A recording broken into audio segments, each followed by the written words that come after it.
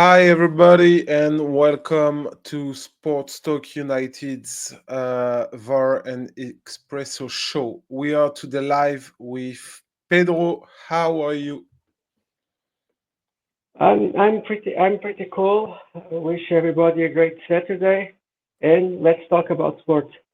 Yeah, so today we are going to review the four games of yesterday's. So Auckland Benfica, Flamengo Chelsea, Espérance de Tunis against LAFC and Bayern Boca, and give our predictions for today's fixtures. So if you are okay, Pedro, we can start with Benfica. Um, as I said yesterday in the game of Benfica, as you said, it was not about the result. It was about how many goals Benfica could score. I told everybody if if Auckland could resist 50 minutes. The bettors could cash that draw at plus minus 110, which is a very good odd. It happens. Benfica only score a penalty in the last minutes of the first half. I think it was hot and humid, and Auckland defending with three budgets behind didn't pass the midfield, just shoot the ball to the other side, and it's complicated. It's complicated to watch a match like this. It's not so interesting. I wish I could see a goal from Auckland and Benfica won by a margin of 6 goals, and now just need a draw, against Bayern because Bayern is already qualified. He will play with rotation, so I think Benfica have a real possibility to go through. What do you think? Yeah. Um, Tell me if you agree with me, but I think the 6-0 scoreline doesn't fully reflect the way the match unfolded. Uh, the books know things that we don't know. Um, when listen, I want to say two things from yesterday. I didn't explain well. When I say that I disagree with the line, it's not because the favorite don't have chances to win. Of course, even Porto or yesterday Chelsea had chances to win. What I say is inflated lines by the public perception don't profit in a long term. And that's Yeah. when that happens, I advise to take the other side, to take the handicap with goals or both teams to score. It's also in a long term perspective a more profitable play. Uh, but FIFA make these tournaments with teams from different continents, so broad teams, they are not even professional. They don't do this for a living. For example, the goalkeeper of Auckland, it's a kid in the school with 20 years old, and you see the difference of level in those Yeah. games, of course. But by the way, we can note that Auckland goalkeeper, whose name is Nathan Guerrero, put in a fine, really fine performance yesterday. He made, I think, 9 or 10 saves against Benfica. And can you explain to me why there was so much tension between Bruno Lage and Orkun Kukçu when he was substitute? Um, what the coach said to the press, it was an isolated episode. Okay. Uh, we are in the holidays. The market is moving. For example, the media say that Carreras is going to Real Madrid. Yeah. Okay, it's a business to be confirmed after the tournament. Nowadays, the managers and his staff, they have power to conditionate the behavior of the players. For example, I tell you, for my team Sporting, Victor Gyökeres, it's the soap opera of the summer transfer. First we talk about Arsenal, now we talk about Juventus, and what is happening in this type of situations is that the manager, the lawyers, and the staff, they come outside saying things, rumors, conditioning the players. I don't know. The players are tired. The Yeah. players want holidays, and let's see if was an isolated episode or there's something that we don't know about the future of the player. Yeah. I think. Talking about this Group C, we can now jump on the Bayern versus Boca Juniors game, which has been played in the night here in Europe. Do you have something to say about it? Yeah, what I say from day one is that all the Brazilian teams are strong. You know, Palmeiras, Flamengo, and Botafogo are good teams. They have really good chances to be qualified. They are playing a good football, rotating the ball, shooting to the target, fighting for the result. And yesterday, Bayern had to sweat to grab the victory. Yeah, because in my opinion, the most memorable moment of the match was, and it can be paradoxal, but Montiel's solitary goal. He hadn't had many opportunities to shine and to showcase his quality. Oh, Hey, hey Sean, how's it going? how are you? Oh, good, good. Had some plans change with the wrestling, so Okay.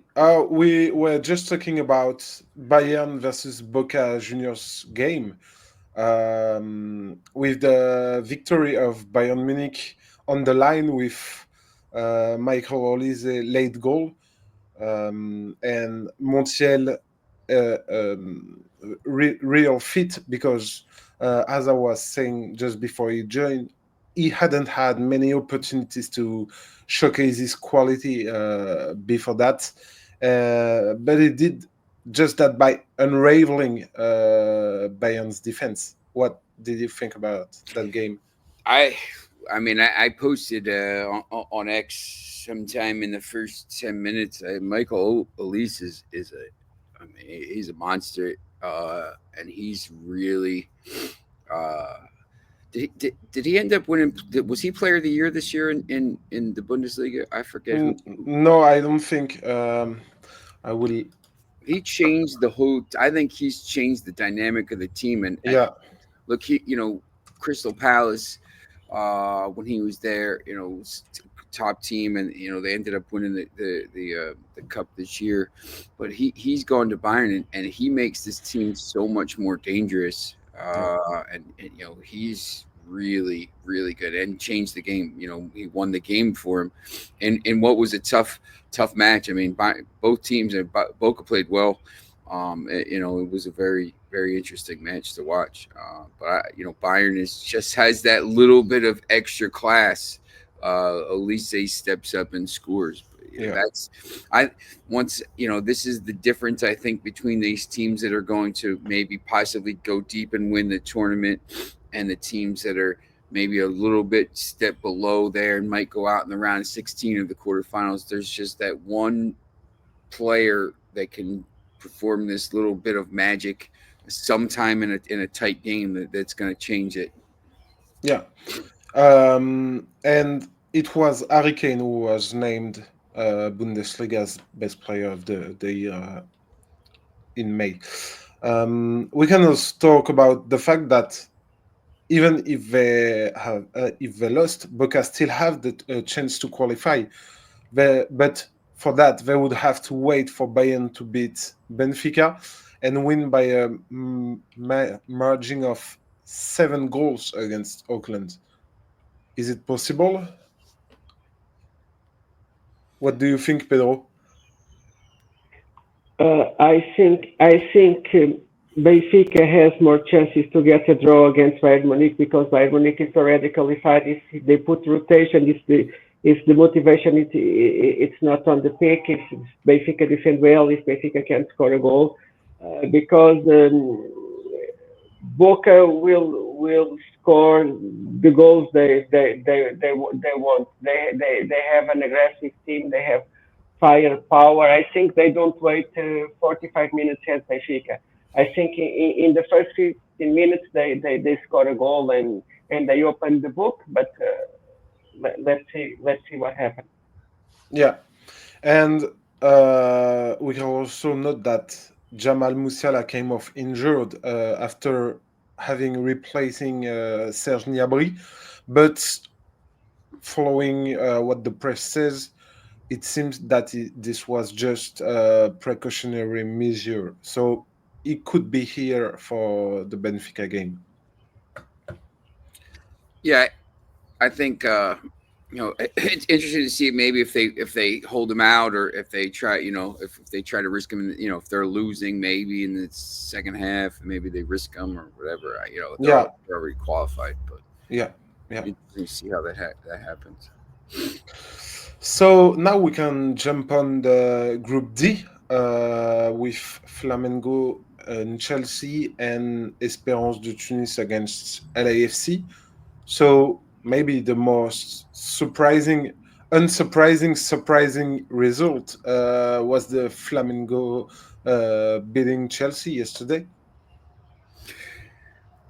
Yeah, I mean, you see another match that was in Philly. Chelsea took the lead, and then in the second half, Flamengo gets those two goals, basically mirror images of each other, about 3 minutes apart, 62nd and 65th minute, and then Nicholas Jackson has the meltdown, a red card. Just I don't know what you're thinking there. And from that Yeah, point on, there's no, Flamengo's winning the match. I know Chelsea tries to do it, but Flamengo was already in control there, and you just figured that it was only a matter of time before they got their third, and Wallace Shawn got that in the 83rd minute. But Flamengo played really well. The South American teams, in specific, the Brazilian teams here have been fantastic. And I think now, Chelsea, even if they go through, they're going to have to play, somebody that wins the group because, Flamengo's probably going to win this group now. Flamengo has a chance to be the team that, plays a second place team in the round of 16 and is going to be one of these danger teams for these other squads to play. But this is when you talk about Chelsea and what Chelsea was last year.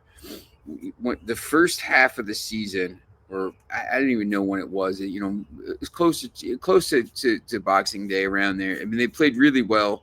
They were one of the surprise teams in the league, and then they're playing in the Conference League. They're doing well in the Premier League, and then all of a sudden, for like 3 or 4 months, they were awful. They didn't have the guy up top, and they just lost their way. And then at the end of the season, they kind of turned it back on to finish in the top four, to finish in the Champions League spots, to win the Conference League. But they're just all over the place. Cole Palmer, in those games, kind of he wasn't a factor. They're really, really. I don't know if it's because they're young and they have so many players and they're switching and they don't have maybe a clear identity, but I just can't figure this team out. It's a really, really, they should be one of the favorites in this competition, but then they have a game like this, and here's the other thing. I mean, I guess they play match day 3. Will play Tunis. yeah. Now Tunis, hey, if Tunis gets a result, if they win the match, so Chelsea's put themselves in a position here where they're playing a team that they should have no problem with, and it's going to be a scrap now. Yeah, and the final.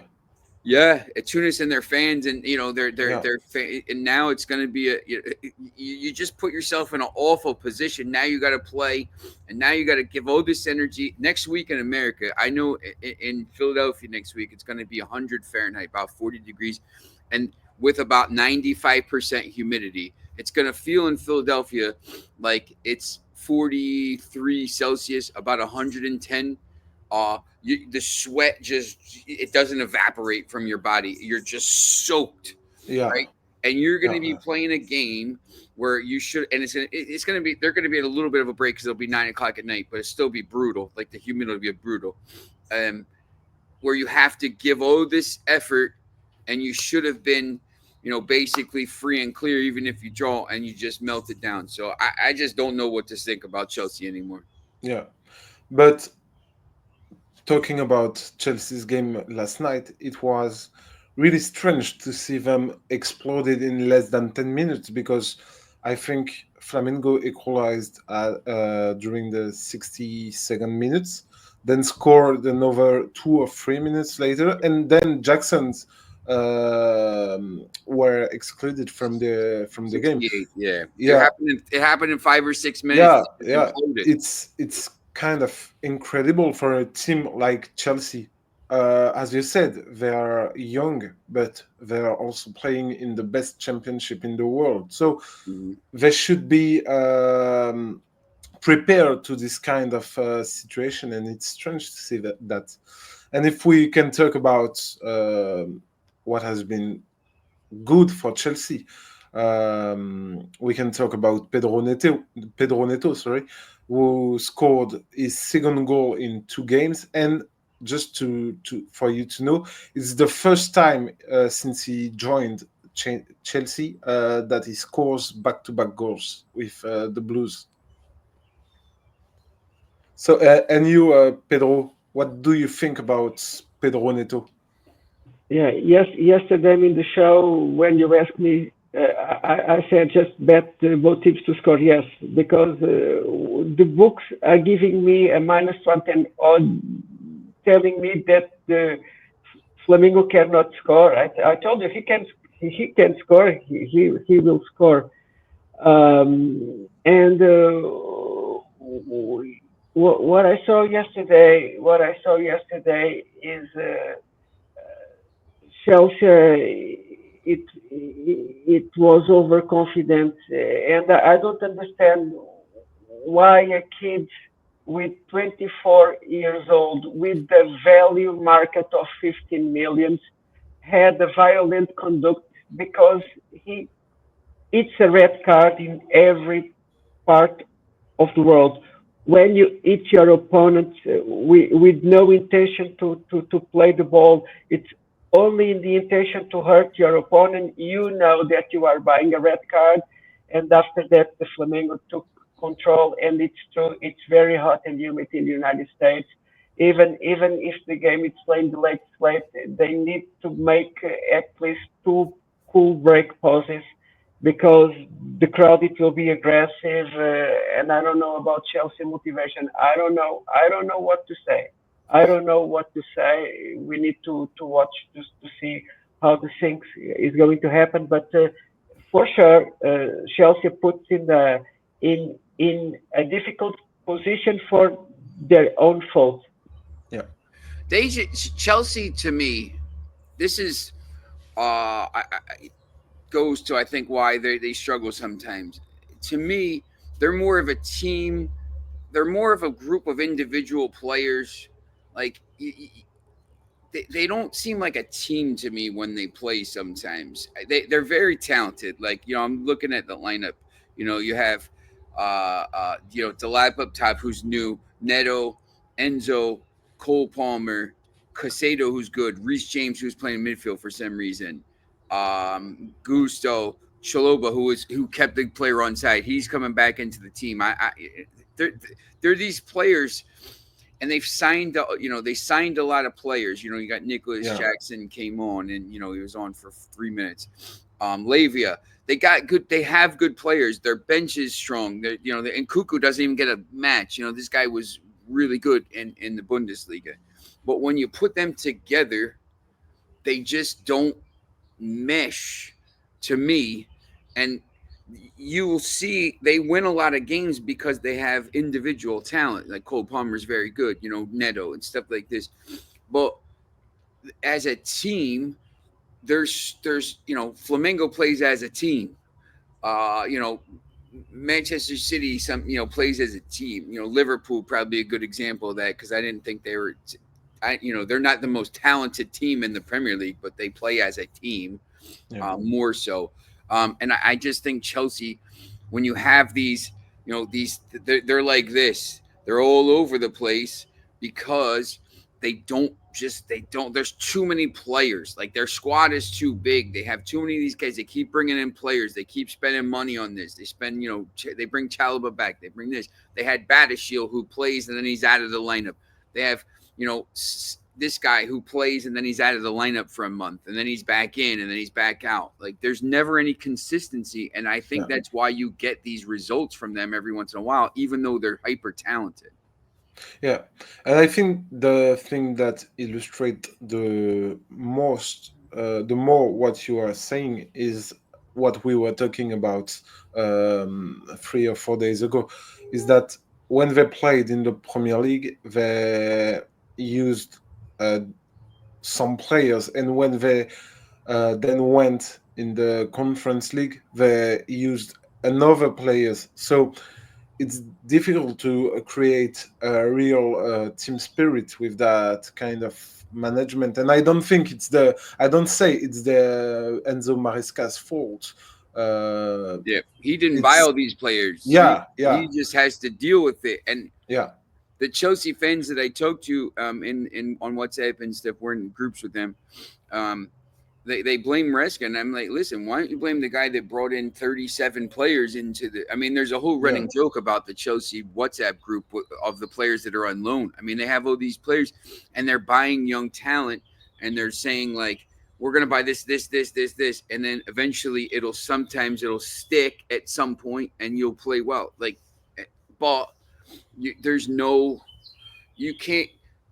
It's the same as basketball. I mean, if or one of these sports, if you're in the game for 8 minutes and then you're back out and you're in, you can't get hot. Like, you can never get a run of form if you're playing 1 week or two games in a row and then have to sit on the bench for 2. It's just you're almost like I'd rather be a smaller squad and use the players. I understand the bigger squad has allowed them to win the Conference League and to get top 4, but at some point, if you want to kick on and win titles, you have to start paring your squad down to maybe 16, 17 guys and not have because people aren't happy. I'm not playing. That kind of leaches into all the other stuff, I think, at some point, and that then you got a bad locker room. And it's difficult for the coach to explain that to his players. And I think that's why, in my opinion, having a group of between 23 and 25 players is the best thing. Like it's in the official competitions, you can't have 50 players in your squad because it would be unfair. But there is a reason why this rule is in place, I think. Yes. And if we continue with this Group C, with the Group D, the last match was Espérance de Tunis against LAFC, and I think it was played in Nashville, if I'm not mistaken. Yes, Nashville. Once again, I mean, if you Pedro or Leo, if you ever come over to America and you want to go to a place that's, it's Nashville is like the country music, and it's where they tape a lot of they record a lot of music, but it's a really cool young person town. There's a whole section of bars and restaurants and stuff like this. It's a really, really cool place. And I said yesterday, I was pretty happy for the Tunisian fans to be able to go there, because I'm sure they had the place rocking. And behind it was great to see. I mean, look, there wasn't that many people at the match, but the Tunisian fans were great, and I was really happy they won the match. Yeah. Yeah, Nashville and in general Tennessee. In France, some old singer always referred to the city with rocking music and everything. Yep. So that's why we Tennessee is known in France. Um, if we can talk about this game, it was full of drama because, especially with the penalty kick saved at the very last minute of the game, and that sealed LAFC elimination, and it gave Esperance the opportunity to qualify to the next round if they made a good result against Chelsea. Pedro, you want to talk about that penalty save there in 90 plus 9? I mean, you don't get much more dramatic than that. Yes, I want to ask for you guys one thing first. In my opinion, the referees are signing too much penalties. I was in the LA missed a penalty in the final minutes of the extra time, and I was checking the replays, and for me, it was a marginal contact. It was a contact, but he was trying to cut the ball. I think the forward took advantage of it. What's your opinion, guys? Marginal contact or penalty on that specific play? Sean, I let you go with that. It's that late in the match too. I think you almost have to stab somebody or something like that to give a pay. It's I don't know. I guess it's the way they're going with these calls now, but you kind of want them to maybe not call that, but they to then give the call, and then you're sitting there, stoppage time is already over, and the keeper dives and saves it. It changes the whole. I mean, obviously, it changes the whole group now. But this is one of the once again we talk about how Chelsea's got to play the Esperance now. This team is on a high now. Like they ended up those kind of things change tournaments and change games. And Yeah. look, Esperance not winning the tournament, but now it's one of the moments of the tournament when you look back. But I think you know. I don't know. Maybe you could let that go, but I don't know, Leo, if you thought it was a penalty or not. But Uh, honestly, I don't really have. I think it's not. Yeah, it's not a it's possible. scandal. Yeah, it's not a scandal. Perfect. I didn't find the word. Yeah, it's not a scandal. It was like we were talking yesterday about the Gabriel Vega's red card for Palmeiras. I don't think it was a scandal, and I think it is the same here. But if we are back to the game, in my opinion, it was a pleasant game, a hard fought, evenly balanced match between two teams who were underdogs in the group. I really liked the performance of Youssef Belaili. He's truly a great player with technical ability above a lot of his peers. He's a fantastic player, and his career doesn't really reflect on his talent. So I think he will be again a key player against Chelsea if Esperance expect to win this game. Here, you know what I think is interesting. I live in America, obviously, and I'm not. Look, if I'll go to an MLS match, I'll cover some. Yeah. I'm not. I don't have a team. I'm a Manchester United fan. I don't care. I'm not particularly care about any of the teams here. I'll go to a match. It's fun. I went to a bunch of Red Bull matches, but I constantly hear the fans. I wrote a story 10 years ago with my buddy Emmett Austin, who played. Went to college with me, then played overseas for a little bit, and now he owns about 10 hotels, and he's a business magnate. And he said, I asked him what the level of the MLS was. This 10 years ago, and he said it's like the Conference League in England. And he had played for West Ham United reserves and down in the lower leagues a little bit. And the hate mail that I got from this thing was like, it was off the charts. They're like, how dare you say this? How dare you say this? And of late, I've always said that the MLS, like the top tier teams in the MLS, like you see, Inter Miami, because they have, Barcelona basically, is now probably to the level where they can beat some of these teams. It's probably, if Inter Miami was in the Premier League, they'd probably struggle because they're older. But maybe if they're in the championship, they do well. The top of the MLS is playing here, maybe in the championship.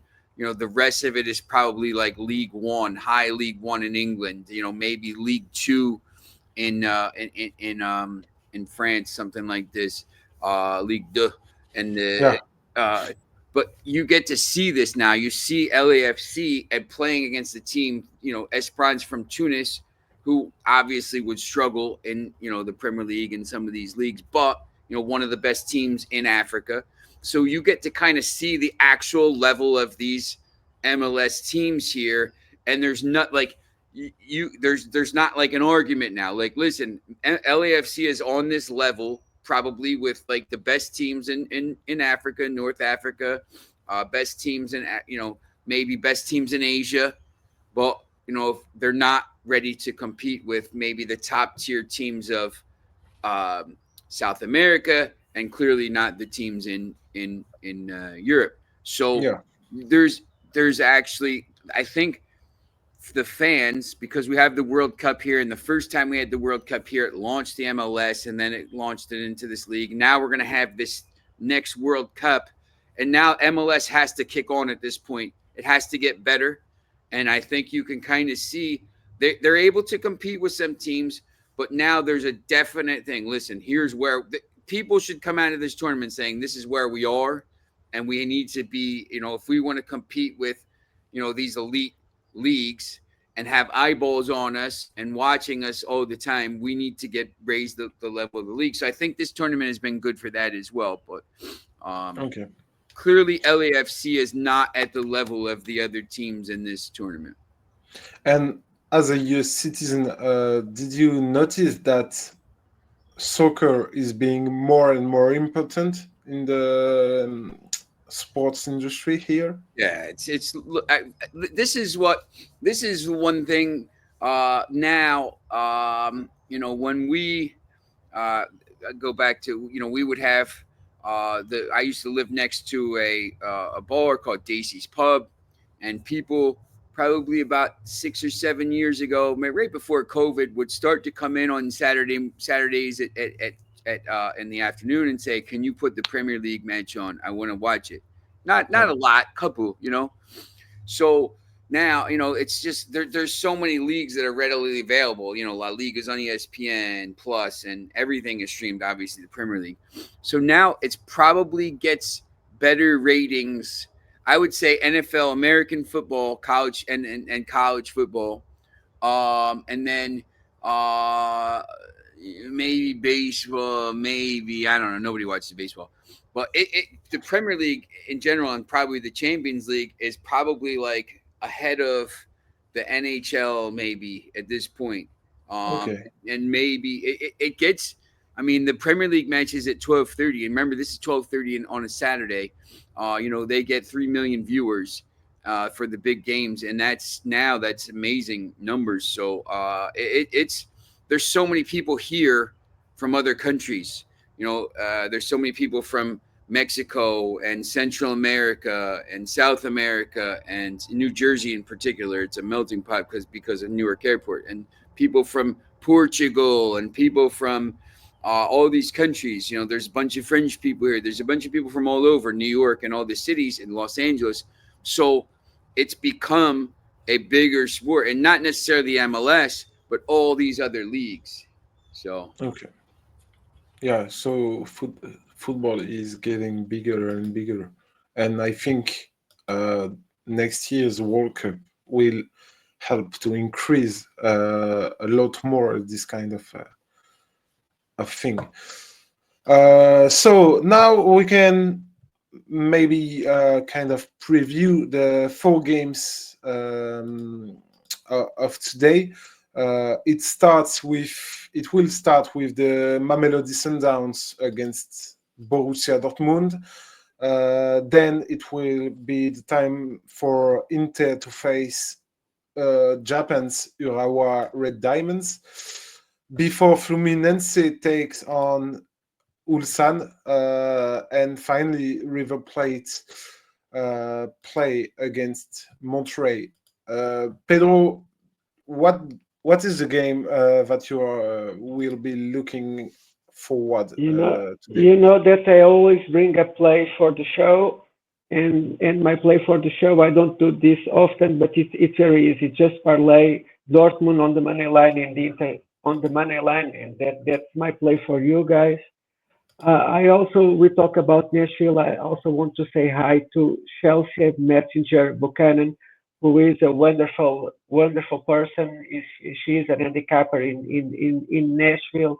I like Chelsea Messenger work. So, Chelsea, my regards for you from Lisbon, Portugal. Also from Nashville, two curiosities. Nashville had a motor race urban circuit.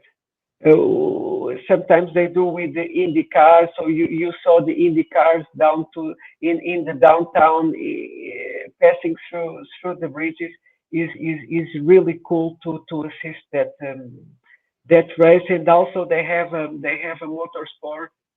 They really like they do the NASCAR Cup Series, who is the highest area in the NASCAR in the circuit near Nashville. So it's really a very cool town that I hope to go there one day.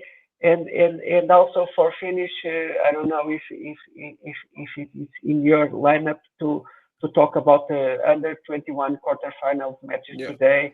Portugal against Netherlands and Spain against England. yeah. What are your prediction for the Portugal's game? Goals. My prediction goals. I don't know.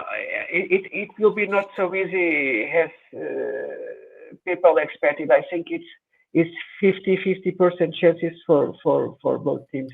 This is not the golden generation of Portugal. For me, Okay. the golden generation for Portugal is the generation of 2000, the generation of Figo and Rui Costa and João Pinto and Vitor Bahia. That was the golden generation, in my opinion. Yeah, yeah, yeah, yeah. And in your opinion, Sean, what game will steal the show today?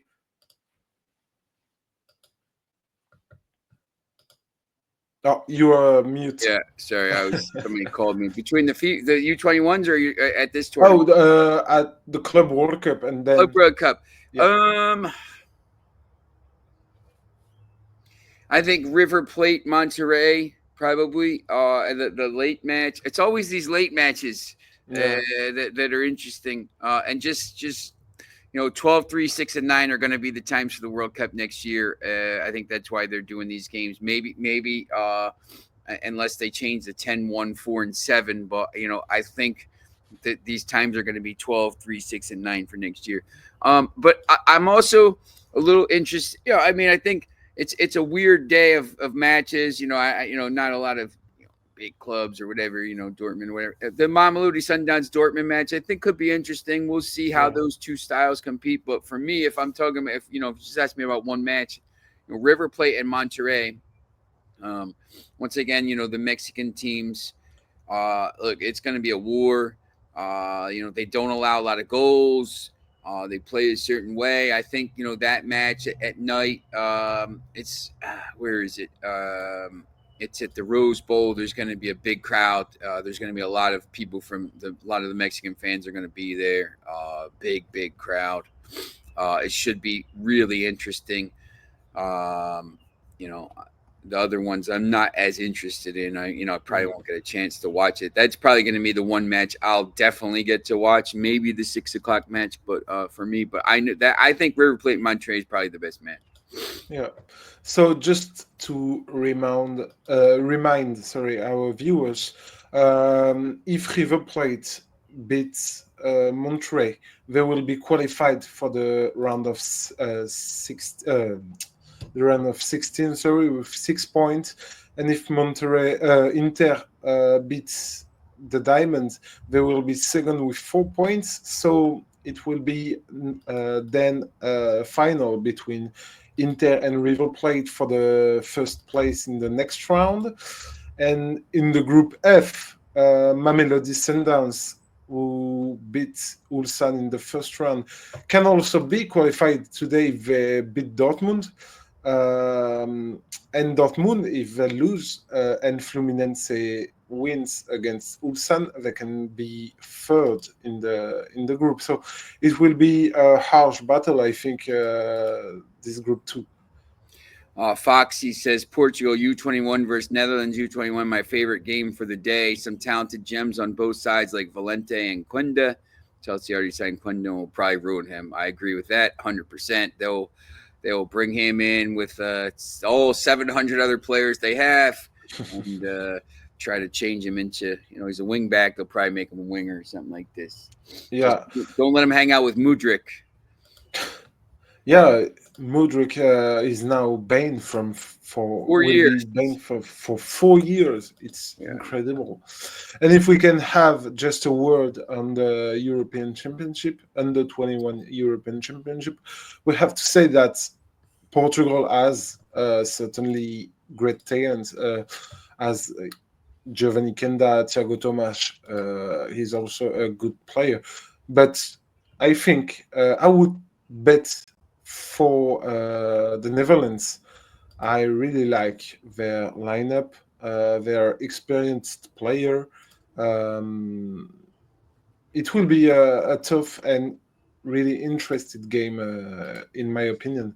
The other thing too, Spain plays England in that tournament. Yeah, a rematch of the Euro final at the senior level. So always a big battle when those two teams play. Yeah. In this game, I'm really looking forward to see Ethan Nwaneri plays because he's so talented, in my opinion. Do you have an opinion, Pedro, about the Spain versus England game? Maybe an overtime. Maybe an overtime. I think both teams wants to go through. If one scores, the other wants to bounce back, and if the other scores, the same thing. So a draw and the overtime have a good perspectives here. I also want to say that I'm not prepared to lose Kenda from my Sporting, but it seems that Chelsea already signed. Do you know if this business is already confirmed? Yeah, it's done deal. Yeah. He will go. So they signed him in January and then loaned him back, so he will go to Chelsea. All right. I hope he can fly. Because as you said, Chelsea, it's not the same big team as in the previous next summer. Year. He's gonna play with Sporting until for this year, so he joins next summer. Oh, okay, next summer. You know everything, Sean. Maybe you will keep 𝐊𝐤𝐤𝐤 as well because he wants to fight with everybody about the pricing and stuff. Yeah, looking at the context between 𝐊𝐤𝐤 and his direction, his management, I don't think he will stay at Sporting, but Yeah, let's see. What do you think about that, Pedro? Where does Gyökeres should go? No, no, no. When Gyökeres extended the contract, the board of Sporting promised him he let him go for a lesser value than the rescission contract resolution contract.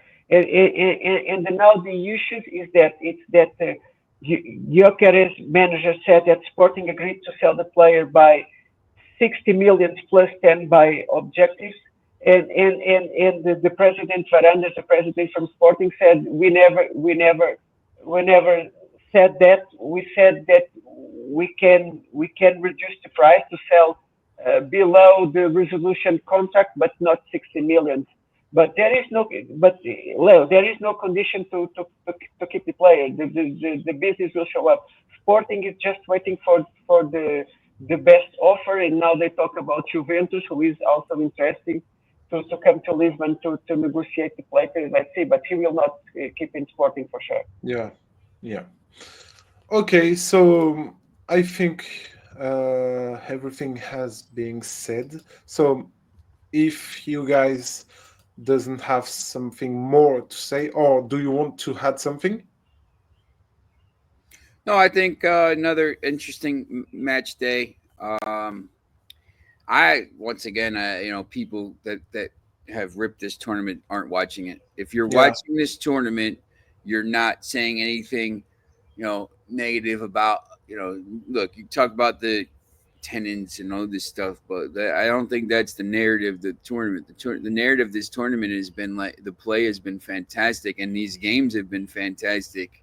Even the teams, even the games that people aren't interested in or whatever, they've been fantastic games, and I just happy to see that this is going well. And once again, when we get to the knockout stage, I think the level of play is going to go up. So it's been great. yeah, yeah. I agree. So thanks both of you to have joined us today. Thank you, Uh, Foxy, for coming on as well. He's been a loyal Capital Sports Network watcher, and yeah, Pedro. He's also a big betting guy. Maybe we do a Foxy and Pedro South American European link up here on a betting show or something like this. Yeah, it's always a pleasure to join to you guys. I love the show, so let's do it. thanks, Pedro. So we wish you all a nice day, and do not hesitate to follow us on all our socials, on YouTube, on Instagram, on X, on Kick, and we are live every day. So come join and chat with us. We are glad to answer you. So thanks and have a good day.